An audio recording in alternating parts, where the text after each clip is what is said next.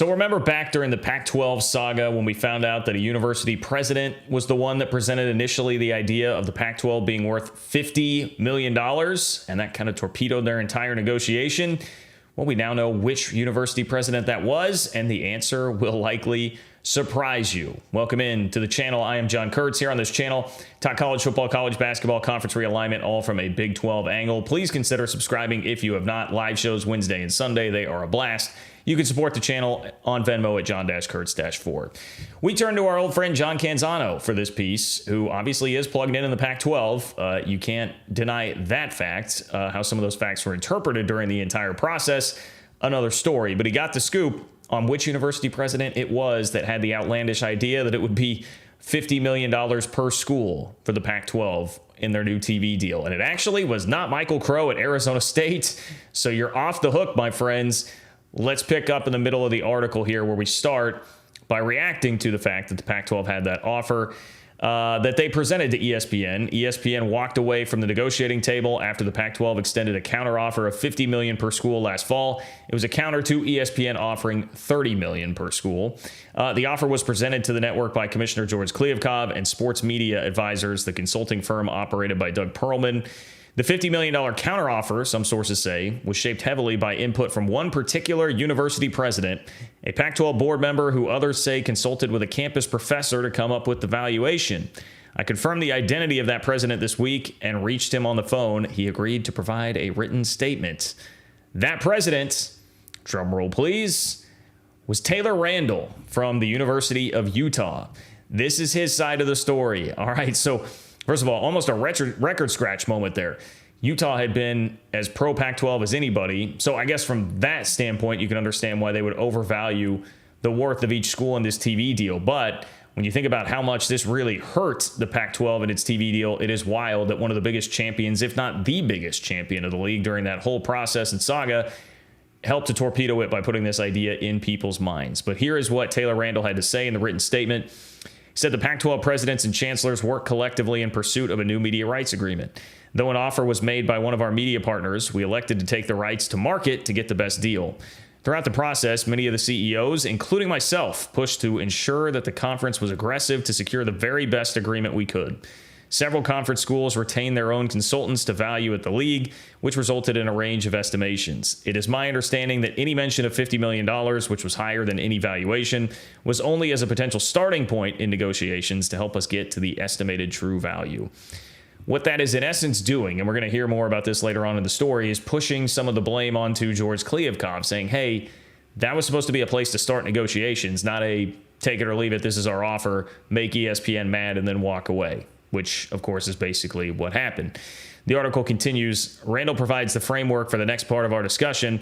The presidents and chancellors wanted to take the rights to market. They were not interested in cutting an early deal, perhaps because at the time, they weren't yet worried about the worst-case scenario being a total implosion of the conference. It now looks like a misfire. Of course it does. There were a number of pivotal moments that led the conference down the dismal path to destruction. Correcting any one of the errors may have saved the Pac-12. But Taylor's account doesn't position himself as a lone voice in the room, pushing for $50 million per school by himself, but rather as one of many CEOs who were trying to negotiate the best deal. One Pac-12 president told me Kliavkoff and Sports Media Advisors completely misplayed the $50 million counteroffer. Quote, the instructions were to negotiate. This wasn't supposed to be a take your ball and go home scenario. So there's a lot of blame being thrown around in the aftermath of something like this, as you might imagine. And now the presidents and chancellors of the Pac-12 are kind of defending themselves here and being like, hey, this guy, Kliavkoff, did not do what he was supposed to do, didn't negotiate this very well. There's criticism coming in this article for Sports Media Advisors, the boutique company, as it's described, that George Kliavkoff hired because an old buddy of his ran it. I mean, there are a lot of accusations that do not look very good on Kliavkoff in this. So let's continue on. Multiple presidents and chancellors told me that Kliavkoff closed the negotiation circle so tightly that it was difficult to get accurate information. The deal team was comprised of the commissioner, his consultant, and a few others. The Pac-12 presidents relied heavily on Kliavkoff's chronically upbeat updates, which explains why so many campus leaders parroted the same "everything is great, we're all united" rhetoric, while it was clearly not behind closed doors. And this is one of those things like, yes, of course, this makes sense. I see how it was difficult for those leaders. What we were seeing with their public statements and their timestamps and all that, made it clear that Kliavkov was not doing a great job of keeping them up to date with super accurate information. The frustrating part here, of course, is John Canzano was very adamant that all of those guys were correct and that everything was fine, when everybody else was saying, hey, we're reading the tea leaves here. That doesn't seem possible. So there's your dichotomy here of the two storylines, but we've spent plenty of time hammering on Canzano. I won't do a ton of it here in this. The article continues, they believed things were great, so they were united until they weren't. In fact, a member of Kliavkov's executive team told me that at one point, Randall inquired if he could participate in the actual media rights negotiations. Now, I skipped a part of the article where it talked about Randall's business background. He's a guy with a lot of business acumen, and that is a part of why some wanted him included in this. Says he wanted to be an observer, and it wasn't a terrible idea. The presidents would have had a set of eyes and ears in the negotiating room. But the request was shot down by Kliavkov and the consulting firm. Randall did not comment. So Randall is at least taking the high road on that. It probably would have helped to have an actual president in the room there to be able to help get everybody on message. In retrospect for Kliavkov, unfortunately, that was not the case. So the more you read about this, it does seem like Kliavkov perhaps was a little bit in over his head, or just ignorant to some things that he should have done. Back to the article. What the president and chancellors did do, however, was attempt to double-check the work that Kliavkov and his consulting firm were doing. It's why a number of them hired their own consultants, Utah included. And almost everyone, at least initially, was operating from the Big Ten's inflated valuations. A couple things there. Sure is a vote of confidence in your commissioner if everybody else is going to hire consultants to just try and check your work because you're not being clued in on what the actual work is that's happening. That shows some of the dysfunction that was going on within the Pac-12 at the time.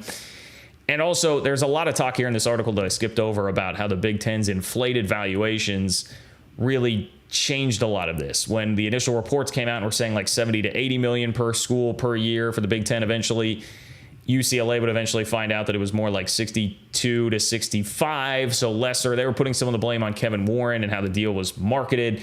We've seen some of the other Pac-12 propaganda machine members cite the Big 12's number as being like too low and setting a floor.